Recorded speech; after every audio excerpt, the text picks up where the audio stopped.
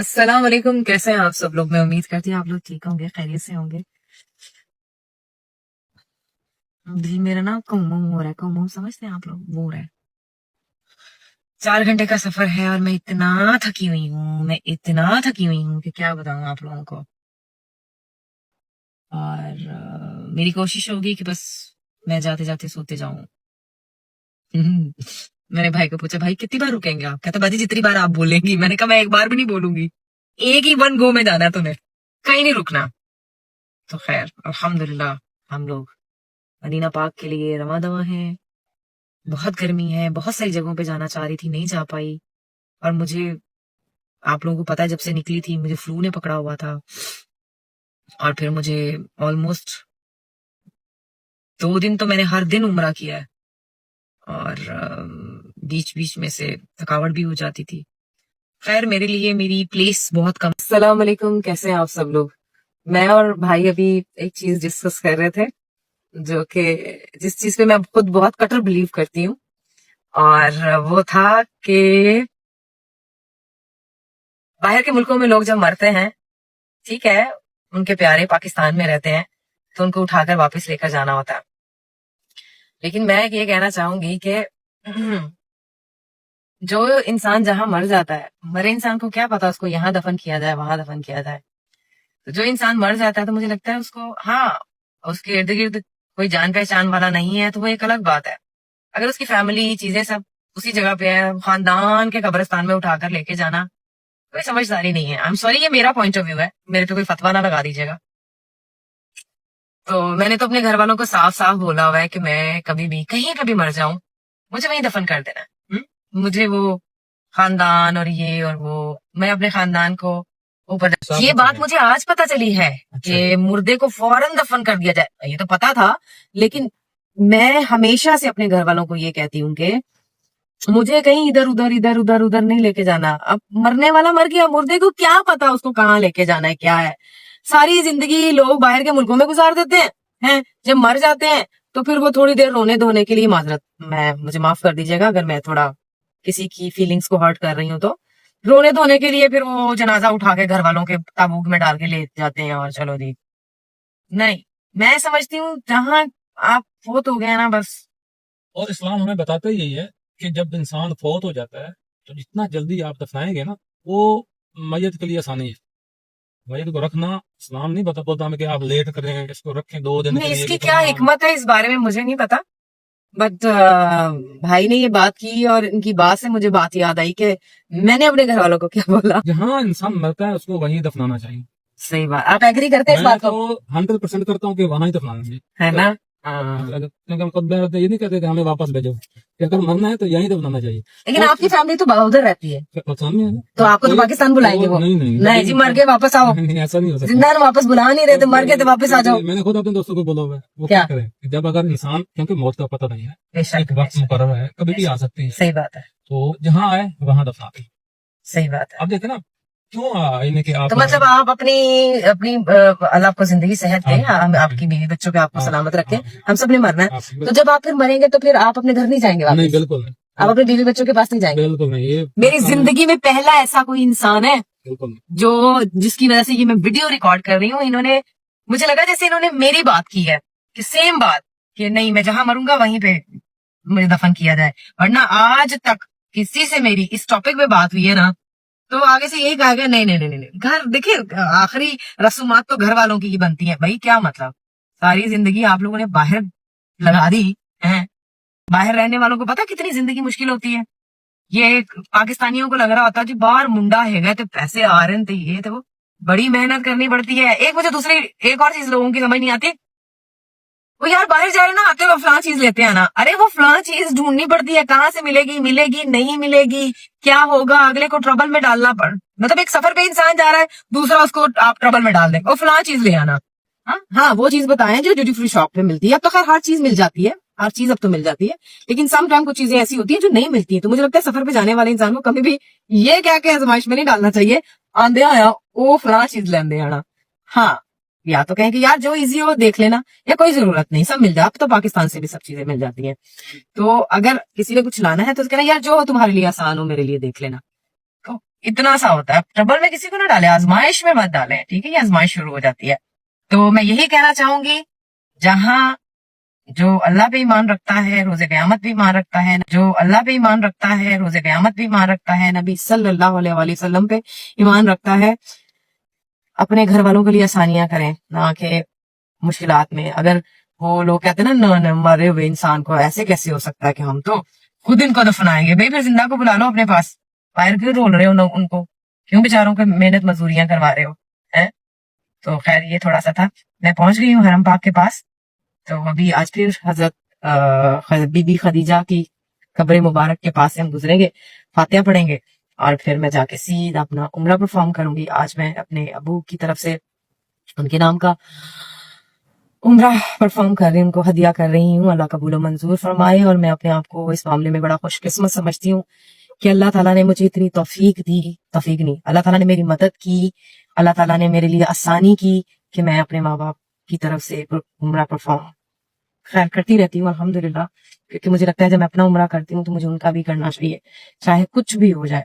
तो आज मुझे वापस निकलना, आज का दिन मेरे लिए बहुत टफ है, मेरा ये बहुत टफ है। टफ भी नहीं कहेंगे, मतलब गर्मी है ना इसलिए टफ लग रहा है, वरना तो पूरी इबादत का दिन है आज मेरा। इसमें मुझे उम्रा करना है, तवाफ़ अलविदा करना है, बीच में नमाज आएगी।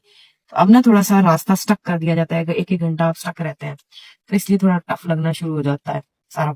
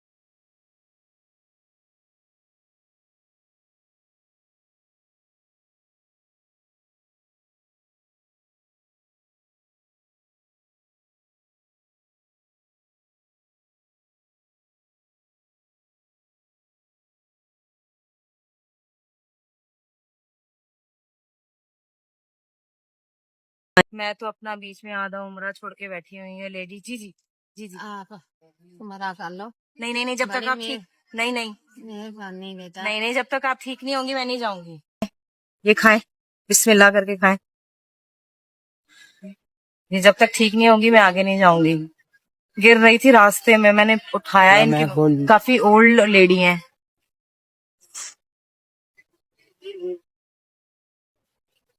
पुलिस को बुलाया अभी कि देखें आकर इनको क्या हुआ है और इनको फर्स्ट एड दिया जाए, साथ ही हॉस्पिटल है। अभी इनको लेके जाऊंगी, हो सकता है मुझे बाहर जाना पड़े, मुझे नहीं पता। जी आगे बुला ली, आगे बुला लिए। नहीं, अभी गर्मी बहुत है, जमीन गर्म है तो कैसे लेटा दूं। चला नहीं जाता था मेरे से।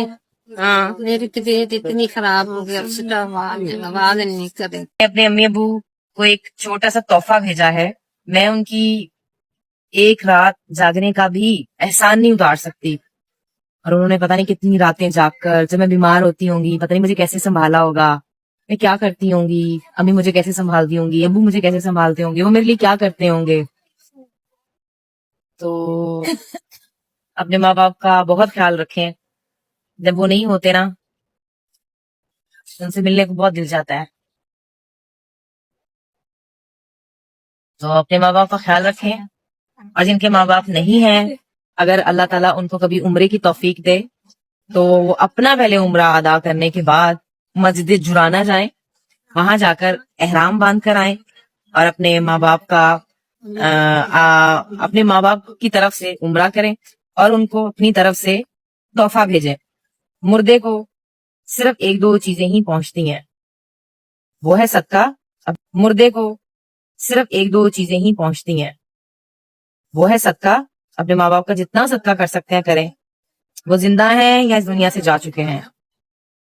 दूसरा, आप उनके नाम का उम्रा कर सकते हैं। मेरी कोई चीज नहीं है, ये खत्म, दरूद, ये कपड़े, ये न्याजें, ये नमाजें, ये उनके तरफ से नमाज और मेरी तरफ से नमाज उनको जाए। आई एम सॉरी, मेरा बहुत नाकिस नॉलेज है, लेकिन यकीन जानिए ऐसा कुछ भी नहीं उनको पहुंचता।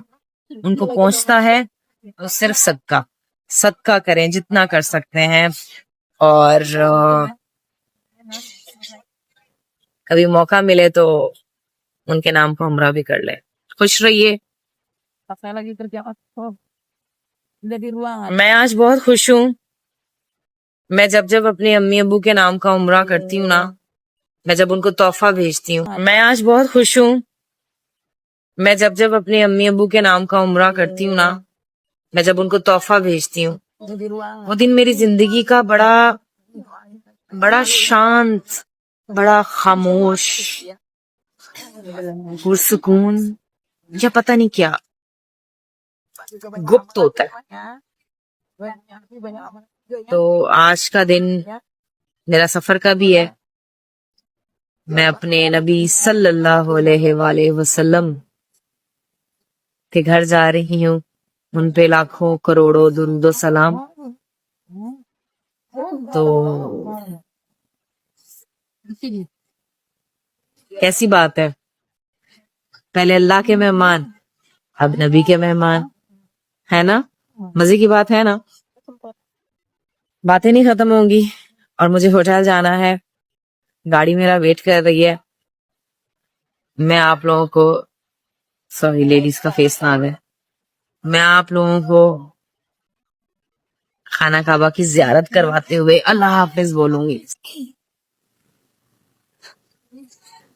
अल्लाह ताला आप सब लोगों के लिए आसानियां करे, बे औलाद को नेक औलाद अता फरमाए, और जो अपने माँ बाप के फर्माबरदार बच्चे नहीं हैं, अल्लाह उनको फर्माबरदार बनाए, ईमान की मौत दे, मरते वक्त कलमा नसीब फरमाए, और हमारे दिलों को सुकून, इत्मीनान, राहत दे।